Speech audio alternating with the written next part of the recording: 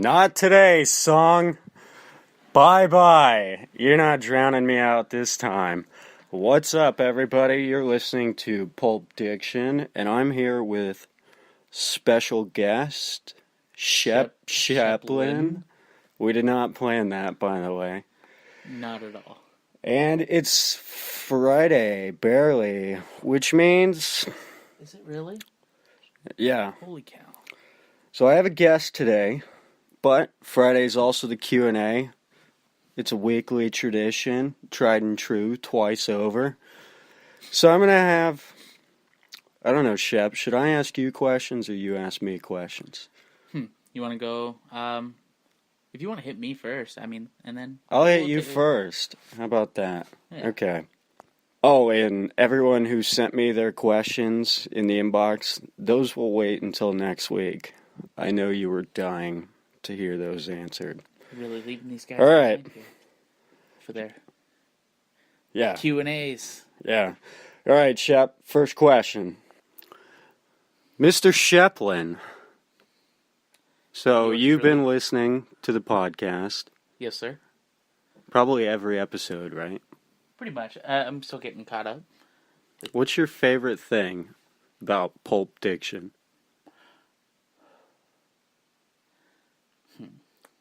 So I can tailor this episode to make it the SHEPPELIN extravaganza. You weren't kidding about thinking I'm on my feet. So, for me right now, it's been listening to you with your podcast so far. It's been, you have a lot of real thoughts and really honest thoughts about some very serious subjects. And it's been able to help me think outside of my own thoughts and perceptions on things, you know? Mm-hmm. And you definitely do have a very positive insight to a lot of things, and you've been bringing a lot of good light to some things, and it's been more honest and real than some of the conversation you have out in public with people. Yeah. Well,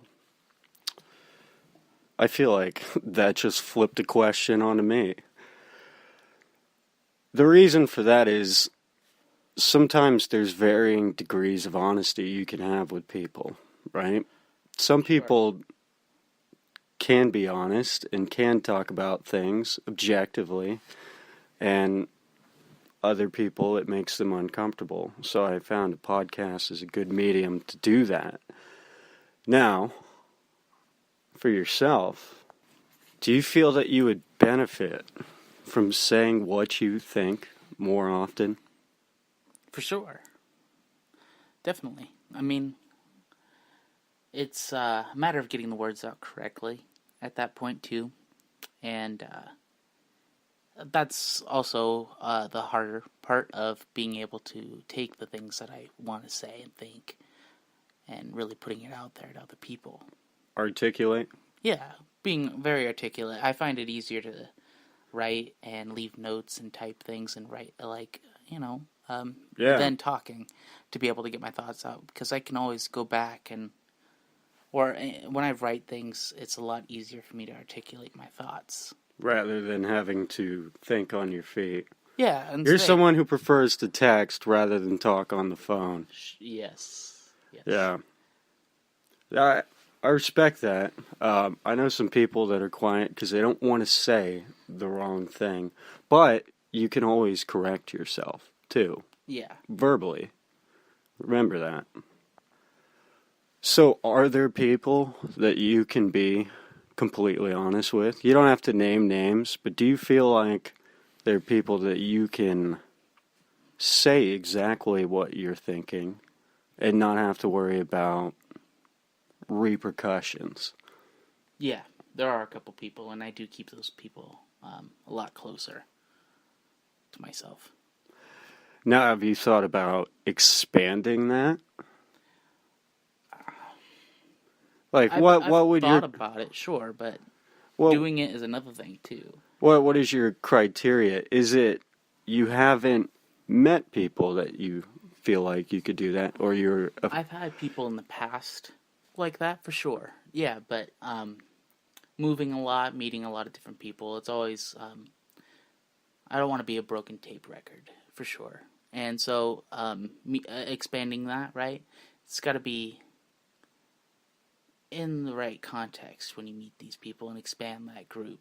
Expand the people I keep close to myself and can trust and be totally honest with. It's a lot more difficult to start doing that when I have a different perception of introducing more people to my trust and like being honest with other people. It's been a lot harder too, since I've had a lot of people like that, and then I leave or they leave or something else happens.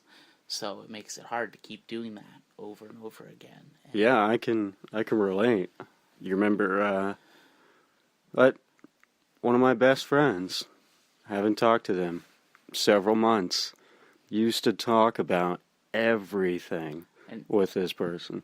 Yes. So. And then when that person leaves, it's hard to do that all over again. I'd almost rather think about the things that did happen, this awesome times. And like, I think I was telling you about this earlier. Like one of my really close friends, out in the Northeast, like we'd go out and we, actually originally met him and we started trying to make a band together. And so we were both playing guitar and hanging out, and then we started hanging out more often, and we weren't in the same group at all. Mm-hmm. We were very, very different, but that's how we got together, was around music. Mm-hmm. And so, over the years, we got closer and had a lot of, different moments and a lot of going out and being in positions where, either we could have been pulled over, arrested, we were on foot, but, it's just we're walking around and, maybe shouldn't have been out that late. I was going to say, same guy, right? He had went on a joyride in his mom's car and came out about 20-30 minutes away from his house. And we were trying to figure out, because we were just hanging out. It's like 2 in the morning. We shouldn't have been out that late. And obviously that puts us in room to get in trouble. And so we were trying to find a way to fill up the gas tank so that his mom didn't notice that we had taken the car. But point is you going through those kinds of experiences it's hard to kind of go out and do that again, because you know what's going to happen, and I could have easily gotten in trouble, and it's hard to try to go back and do those things after and make those kinds of mistakes and mistakes are part of the things that bring everybody together too, and shared experiences over things, and hard to kind of do that stuff all over again. Well, Anthony and I were talking about this the other night, and sometimes you meet people at varying points in your life, and one of you will move on to something else and mature, and life's going to put you in 2 different directions. But I think it's important to remember that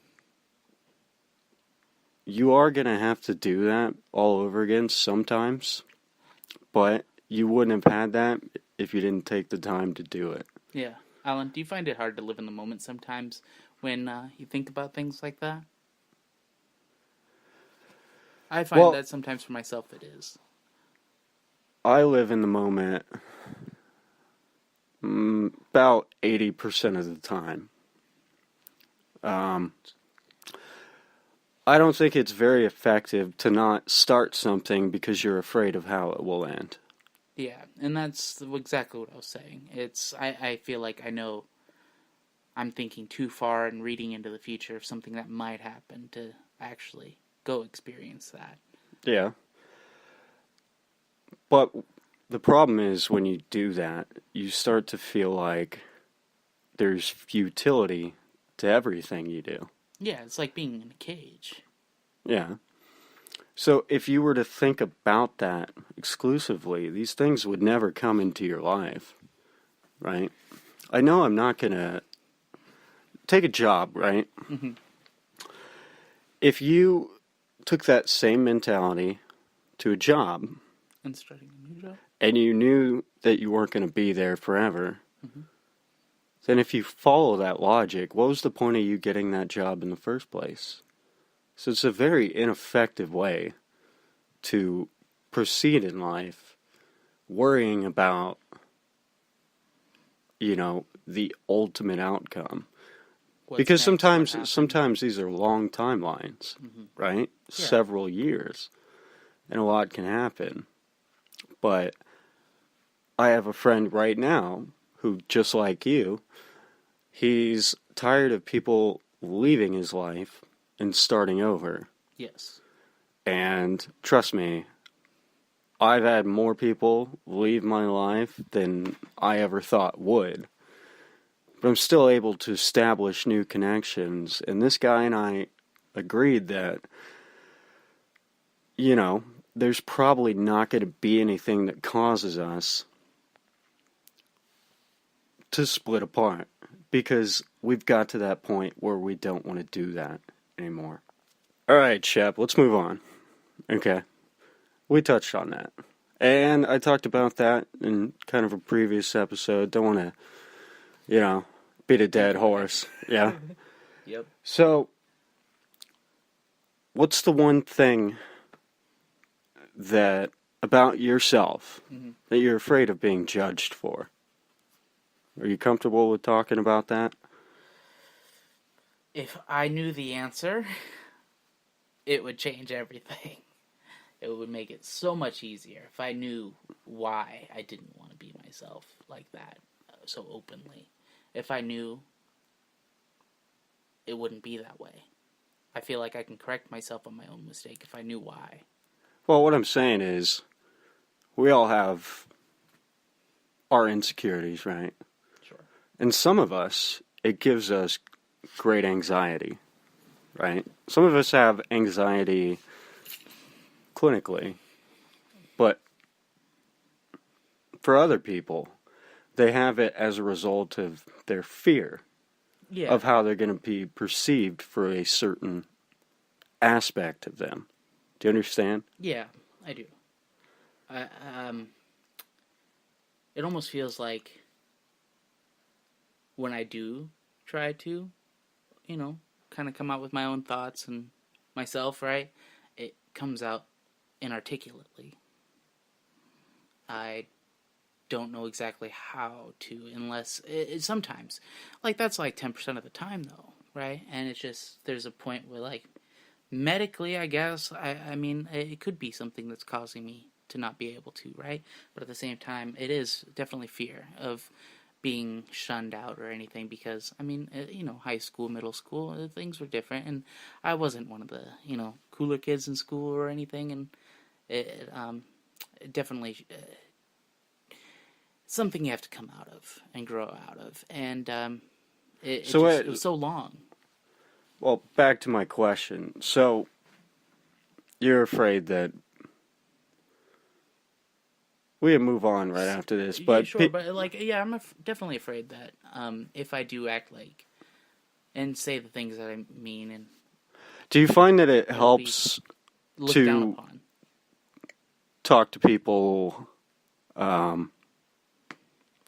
over the internet or over text? Do you find being in person makes it harder to relate to people? You can relate to people, right? Yeah, definitely. And it's internal. Yeah. But do you find that, on the internet or texting makes it so much easier for you? Yeah, definitely. Through writing, it's a lot easier. So it's not an issue of you not being able to connect with people. You can connect with people. And it's also easier, too, when you have long-term connections with somebody to Yeah. do that. Yeah. All right. So we'll call that it for the Q&A, because I feel like we're just establishing a dialogue now, Yes. So let's get into some stuff you want to talk about. You brought up mental disorder. Yes. You want to start with that? Yeah, because technically, I have a mental disorder. I have ADHD, quotation marks. I feel, actually, I've been diagnosed with the same.